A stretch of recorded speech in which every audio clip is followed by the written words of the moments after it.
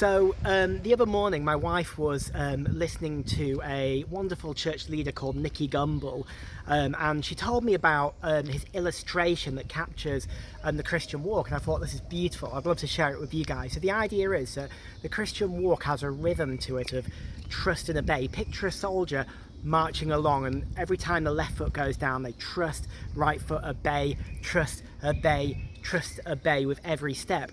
And it got me reflecting on where I'm kind of at personally, and where we're at as a family in our own spiritual walk. And recently God's called us to a step of obedience. So we've taken an obey step, but what's mad is it felt like after that it's just been trust. It's almost like we've been hopping along on one foot, trust, rather than this rhythm of trust, obey, as if God's kind of taking us to the maximum and saying, just keep trusting me, I've got this, it'll be okay. And it got me thinking, why does God do this? Why does God take us through these seasons where he just challenges us to keep trusting him?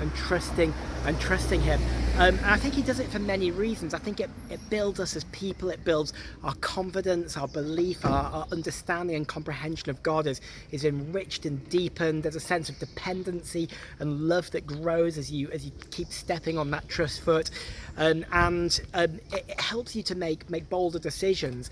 I think of my own relationship with my wife, and sometimes I think she gives me too much trust. I think she trusts me with things that are too big, and I drop balls and I let her down. But it feels so good when she trusts me again, and she puts her trust back in me, and that's part of our relationship. When she puts trust in me, she's saying, you're worth trusting. I love you. I know you've got this. I know you can do this. You can handle this. So I trust you with this thing to pick our boy up from kindy, or to don't want to drop a ball there and forget you're supposed to be picking one of your kids up. But it's this idea that when you put your trust in someone, you're saying, you're capable. You're worth doing this. I believe you can do it. You've got this.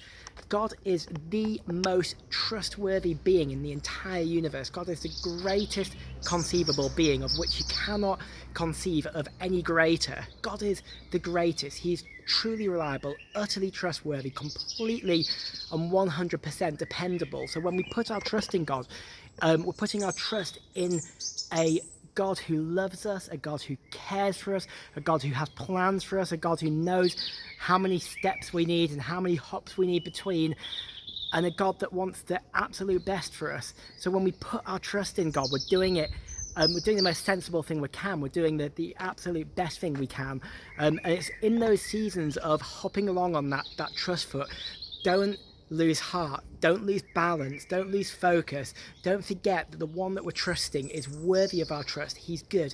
And just recently we've seen God begin to kind of bless and provide and just put his hand over us as a family and over our decisions, and just opening doors in ways that we couldn't even begin to imagine. And the way that it kind of fills your heart with praise and worship and adoration when things just come through and you're like, wow, God, you have really got this. I've been hopping on that trust foot for a long time, but you have got this. And that level of kind of just awe and inspiration and worship it stirs up in our hearts, and that's exciting. I want that for you guys. I want to pray that you experience this kind of relationship of hopping along on the trust foot for a bit, because it's actually an amazing place to be. There's a kind of amazing rhythm and momentum in its own way. So Father, I pray for everyone watching this, Lord, wherever they're at in their spiritual walk, whether they're taking an obedient step or a trust step, or whether they're just hopping along on the trust foot. I pray that they would know your goodness, they'd know that you're worthy of their trust, they'd know your faithfulness, your protection, your provision and your gifts every single step of the way, or every single hop of the way. Thank you that you love us. Thank you that we can experience and taste your grace, and that you have plans for us and that you care for us. In Jesus' name, amen.